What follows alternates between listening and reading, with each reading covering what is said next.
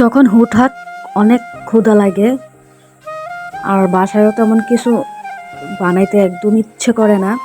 তো hi friends, তো কাল সন্ধ্যায় আমার এত ক্ষুধা লাগছিল, আমার যেমন আমার ভাইয়ের তেমন ক্ষুধা লাগছিল। তো আমি ভাবছিলাম কালকে পিঠা বানাবো। তো পরে আমার ভাই বললো যে পিঠা বানাবে না, আমাদের বাজারে একটা নতুন বেকারি খুলছে, তো ওইখানে যাওয়ার জন্য। ওইখানে খাবারগুলো নাকি বলে খুব টেস্টি। তো ও কয়েকবারই বাসায় নিয়ে আসছিল। তো আসলে খাবারগুলো অনেক টেস্টি ছিল। তো যাই হোক, এত কিছু না ভেবে আমি আর আমার ভাই চলে গেলাম। তো যাওয়ার পথে আম্মু আমাকে ফোন দিয়েছিল বাজার করার জন্য, তো কিছু শাকসবজি নিয়ে আসার জন্য। তো গিয়ে দেখি যে নামাজে গেছে, কারণ তখন মাগরিবের নামাজ পড়তেছিল। আমরা মাগরিবের পর বাসা থেকে বের হয়েছি। তো গিয়ে দেখি যে এই দুটা দোকানই ছিল, কিন্তু সবজির চাহিদা দাম এত ছিল মানে কি বলবো। তো এরপরে আর আমি এখান থেকে সবজি টবজি কিছু নিইনি, তো ডিরেক্ট বেকারি দোকানে চলে গেলাম। তো গিয়ে দেখতেছি ওইখানেরও খাবার প্রায় শেষের দিকে, নতুন করে আবার বানাচ্ছে।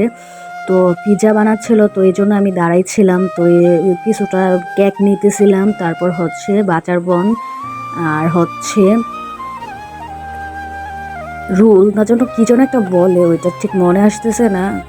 তো আর নিয়ে তো আমি আর আমার ভাই কথা বলতেছি, আর ওইখানে তো পিৎজার জন্য ওয়েট করতেছিলাম।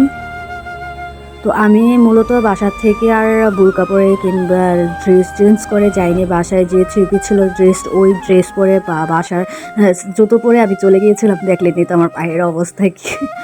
তো ভাবলাম আমাদের বাজারে যেতে সর্বোচ্চ 5 মিনিট লাগে, আর আমাদের বাসা থেকে বের হলেই রাস্তা। তো এই জন্য আর আমি এক্সট্রাভাবে কোনো ড্রেস চেঞ্জ করিনি কিংবা সাজুগুজু করার ব্যাপারটা ওইটাও হয়নি।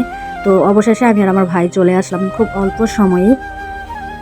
তো আমাদের ওইখানে মানে পিৎজাটা নেওয়া হয়েছিল। পিৎজাটার প্রাইস ছিল 120 টাকা, বাটার বন ছিল 20 টাকা, আর কেকটা আমি ছোটোটা নিয়েছি, কারণ একদিনে তো আর এত কিছু খাওয়া যাবে না। ও হ্যাঁ, আর আম্মুর জন্য ডায়াবেটিসের বিস্কিট নিয়েছিলাম, বিস্কিটটা আম্মু শেষ হয়ে গিয়েছিলো।